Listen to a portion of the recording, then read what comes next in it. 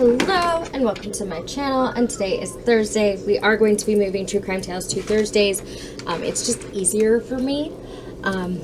Yeah. So here we are. And today we're going to be talking about Lester Brockelhurst.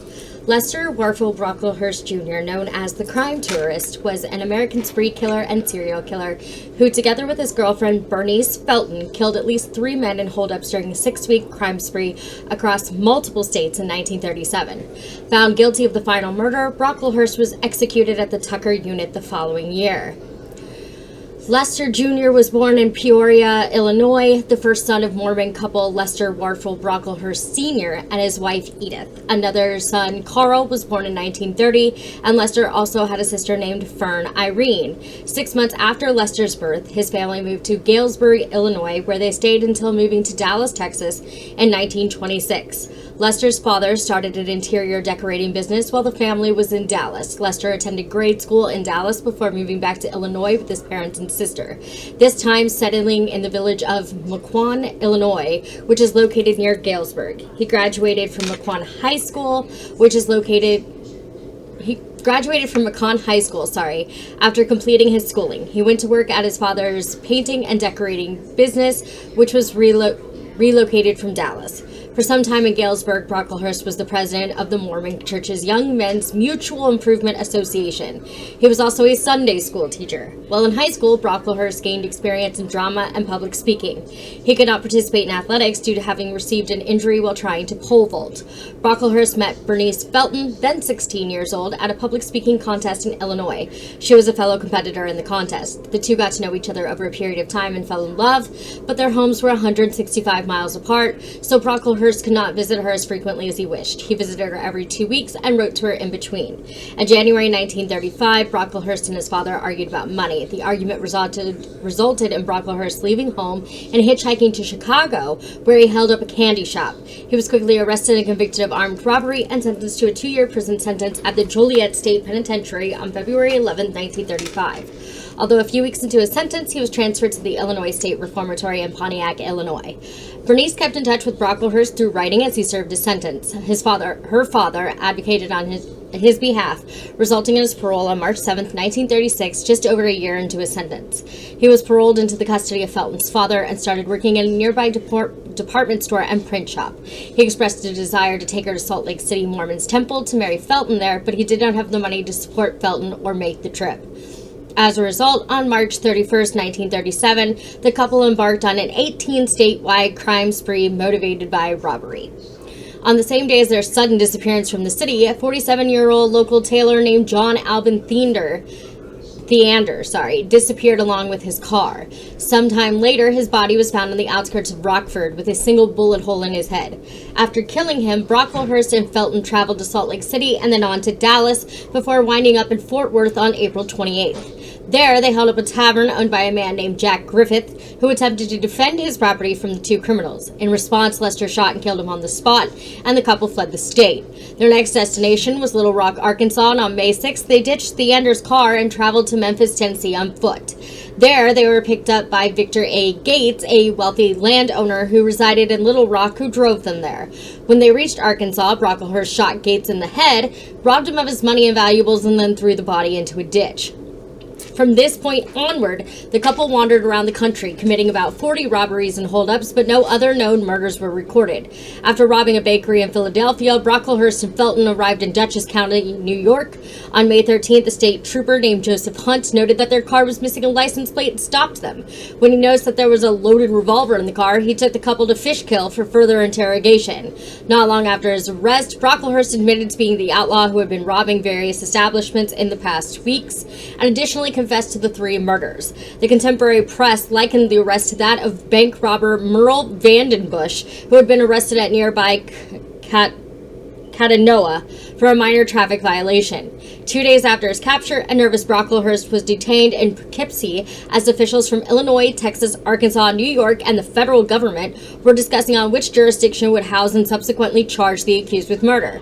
Due to his frequent faintings, he had to be sedated by jail physician George E. Lane, who told the press that his behavior was caused by overexcitement. While incarcerated at his jail cell, Sheriff Paul Johnson of the Rockford Police Department traveled to Poughkeepsie so he could interview Lester about his possible involvement in the murder of a gas station operator, Herman Lurson, on February 12th in the small town of Rockton, which was located not far from Rockford.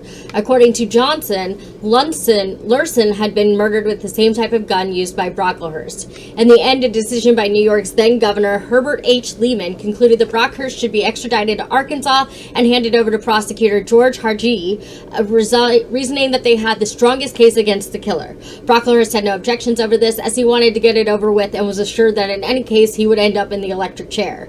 Prosecutor Hargee publicly stated that he would demand death sentences for both Brockelhurst and Felton, which prompted Abraham Felton, Bernice's father, to tell the press that his daughter had allegedly been told a sob story from Lester about how his parole officers were hounding him until he got married, and so to get rid of them, he took her so they could get married.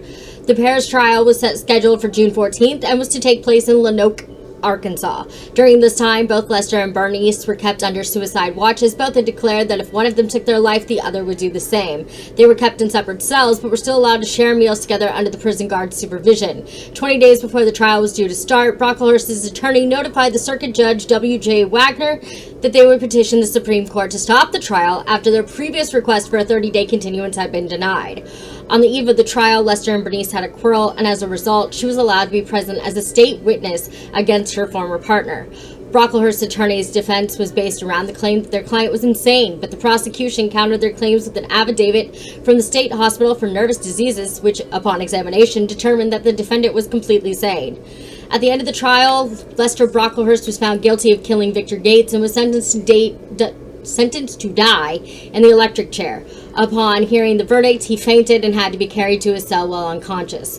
His father, who was also present, also collapsed. The following day, Bernice Felton was also put on trial for the murder of Gates. Much to the public's dismay, after deliberating for only 80 minutes, Felton was acquitted of the murder charge and set free. She and her father were transported to stay the night at a tourist camp, as the locals were likely to attack them if they were seen on the streets. While spared a murder conviction, Felton faced additional federal charges for transporting the stolen car of one Lester's victims across state lines, from Arkansas to Tennessee. She was found guilty, and after the judge harshly admonished the jury that had acquitted her of murder, he sentenced her to the maximum term allowed for the charge, 5 years in prison. After her release, she married in 1948 and had a son in Baltimore in 1949. He died at age 16 in an automobile accident. After that marriage ended, she married again and became the mother of 8 more children, but that marriage too ended in the early 1960s. Bernice herself lived until age 88, passing away in 2007. She was buried in Rockford, Illinois. Over the following months, an appeal was lodged to the Supreme Court for the commutation of Brockelhurst's sentence, but on November 30th, it was promptly shot down. Upon hearing of the decision, Lester received the news calmly, saying that nothing he could say would help him. While awaiting his execution at the Tucker unit, Brockelhurst was interviewed about yet another murder, that of an unidentified man found dead in Poughkeepsie around the time that the pair were seen in the area.